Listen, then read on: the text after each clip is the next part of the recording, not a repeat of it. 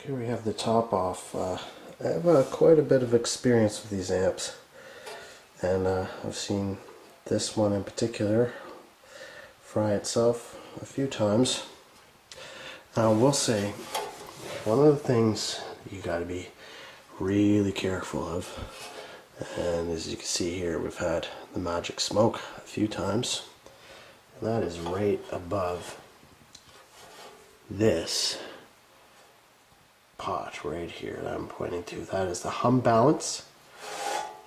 Do not adjust that. That is actually well, we'll have a look at the schematic to see exactly how that works, but that is actually, as far as I know, actually controls the bias of your tubes. But I'll verify that when I look at the schematic.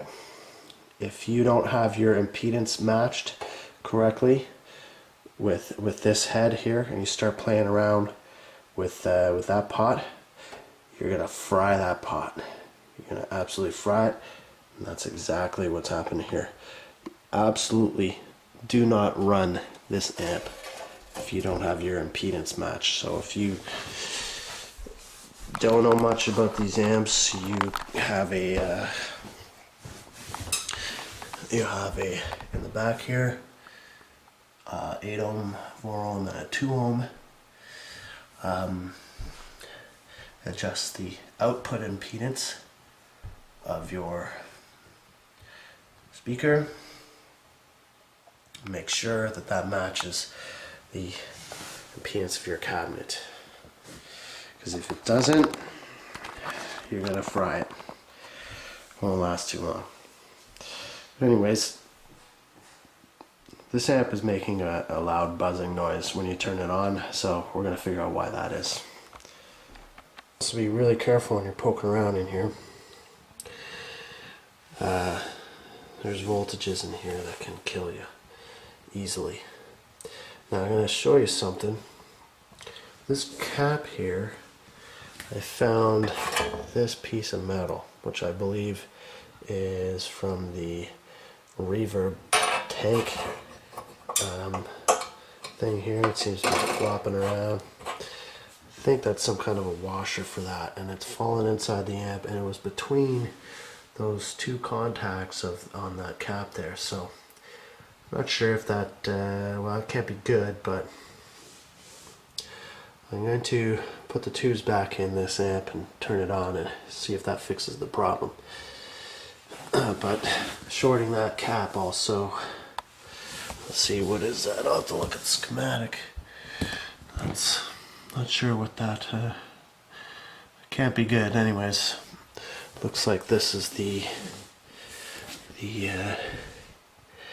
yeah, this is the output transformer right here. So, well, we'll see. I'm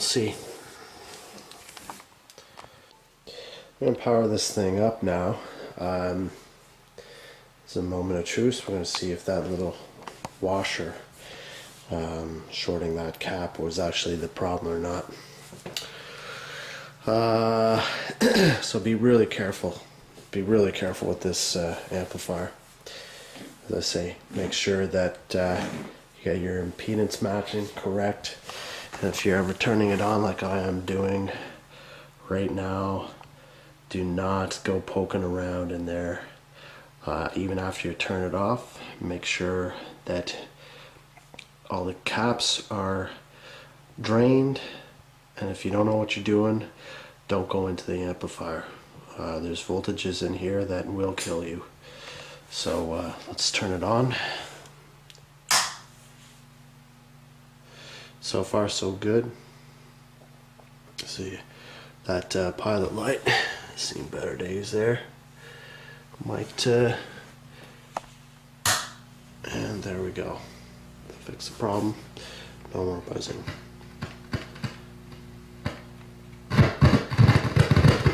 Fuzzy here. That's fine. I don't mess with this thing, man. It sounds good. If you're watching this video, you know exactly what these amps are all about. So just a silly little thing there, right?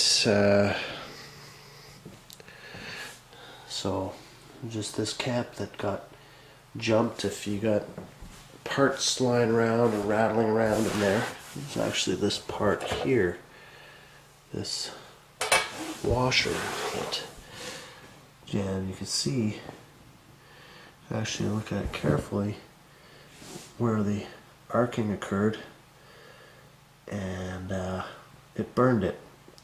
So I believe that this little washer here goes somewhere to do with this reverb tank. We'll figure that out. But you don't want anything like that rattling around in an amplifier like this one, because if anything in here gets shorted, it's going to be a bad day. But anyhow, so that's a pretty straightforward fix. That's the problem, was just that washer that did shorted out that cap. So we're all good now. No expensive repairs needed, so I'm going to put this back together. I will figure out where that goes and fix that up. And yeah, I hope you enjoyed the video.